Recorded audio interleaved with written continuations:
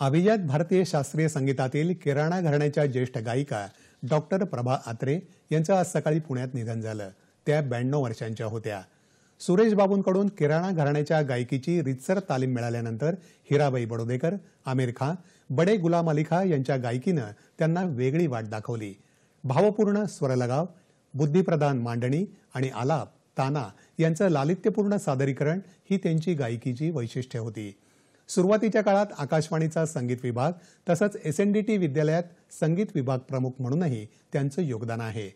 अनेक भारतीय तसंच परदेशी विद्यापीठांमधूनही त्यांनी संगीत अध्यापनाचं कार्य केलं. डॉक्टर प्रभा अत्रे फाउंडेशन आणि स्वरमयी गुरुकुलच्या माध्यमातून त्यांनी शास्त्रीय संगीत प्रसारासाठी स्वतःला वाहून घेतलं होतं. संगीत नाटक अकादमी पुरस्कार, पद्मश्री पुरस्कार, पद्मभूषण आणि पद्मविभूषण पुरस्कार प्रदान करून त्यांचा गौरव करण्यात आला होता.